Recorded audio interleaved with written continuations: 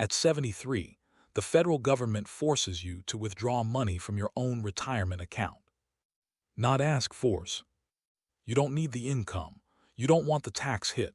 It doesn't matter, the IRS set the date and the date is coming.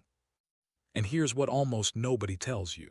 That one forced withdrawal can cost you far more than just income tax. It can push you into a higher tax bracket. It can trigger a Medicare surcharge worth hundreds of dollars a month.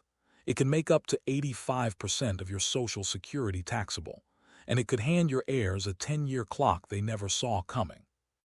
You did everything right, maxed your 401k, contributed for decades, let it compound. And the system still has a bill waiting for you at 73. In the next few minutes, I'll show you exactly what that bill looks like and what you can still do about it. Educational only, not financial advice. So let's start with what a required minimum distribution actually is.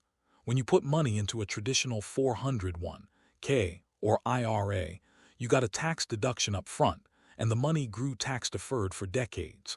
The IRS was never going to let that stay untaxed forever. The RMD is simply the mechanism it uses to finally collect. Under the Secure II Act of 2022, if you were born between 1951 and 1959, your RMDs begin at age 73. If you were born in 1960 or later, that age moves to 75 starting in 2033. Source: IRS. The math is straightforward, and that's part of the problem. You take your account balance from December 31 of the prior year and divide it by a life expectancy factor from the IRS Uniform Lifetime Table. At 73, that factor is 26.5. So a $500,000 account means a required withdrawal of about $18,868 that year, whether the market is up or down, whether you need the money or not. And here's the part most people miss. That factor shrinks every single year, so the percentage the IRS forces out keeps climbing as you age.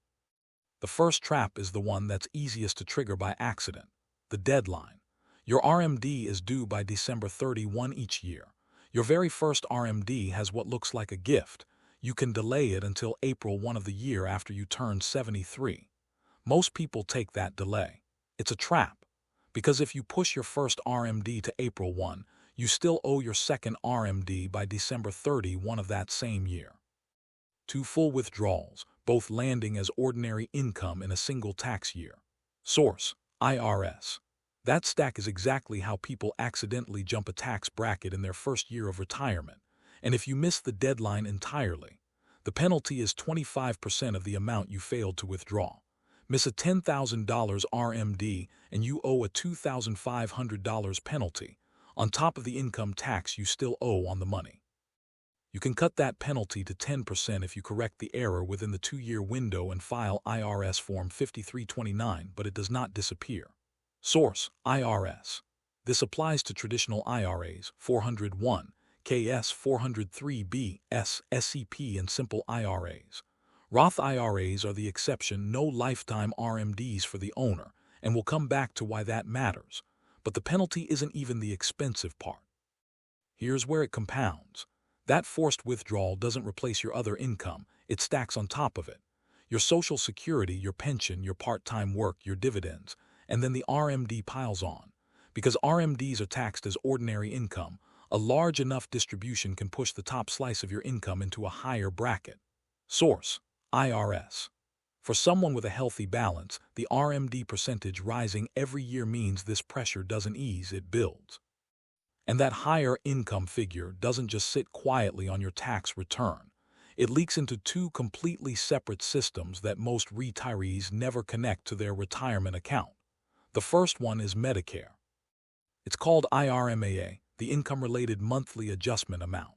It's a surcharge added to your Medicare Part B and Part D premiums once your income crosses certain thresholds. In 2026, that surcharge can kick in once your modified adjusted gross income goes above $109,000 if you're single, or $218,000 for a couple filing jointly. Source: CMS. At the first tier, that's an extra $81.20 a month on Part B and $14.50 on Part D per person. At the top tier, it climbs to an extra $487 a month on Part B plus $91 on Part D. Source: CMS. And here's the cruelest part. IRMAA uses a 2-year lookback. Your 2026 premium is set by your 2024 income, which means a single large RMD can quietly raise your Medicare bill 2 years later, long after you've forgotten about it. You don't choose it. The Social Security Administration assigns it from your tax data and mails you a notice. Source: SSA. But there's a second system that same RMD just touched, and this one goes after the benefit you spent your whole career earning. Your Social Security can be taxed, and the income figure that decides how much hasn't moved in over 40 years. The IRS uses something called provisional income, your adjusted gross income, plus tax-exempt interest plus half of your Social Security. For a single filer, once provisional income passes $25,000, up to 50% of your benefits can become taxable. Past $34,000, up to 85% can. For a couple, those lines are $32,000 and $44,000. Source: IRS, SSA. Now sit with this. Those thresholds were set in the 1980s and 1990s and were never indexed to inflation. They don't move. So every year, ordinary inflation drags more retirees over them, and a forced RMD can shove you straight into the 85% zone. Picture it: your RMD raises your AGI, your higher AGI raises your provisional income, and suddenly a bigger share of the Social Security you already earned becomes taxable too. One forced withdrawal, 3 systems hit at once. That's why this is called a torpedo. And the last trap doesn't even hit you, it hits the people you leave it to. Until 2020, your kids could inherit your IRA and stretch the withdrawals over their own lifetime. The Secure Act ended that. For most non-spouse heirs, the entire inherited account now has to be emptied by December 31 of the 10th year after your death. Source: IRS.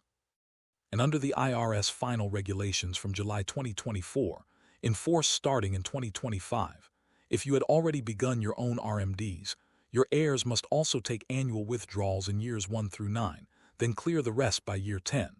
Source: IRS. Here's why that's brutal.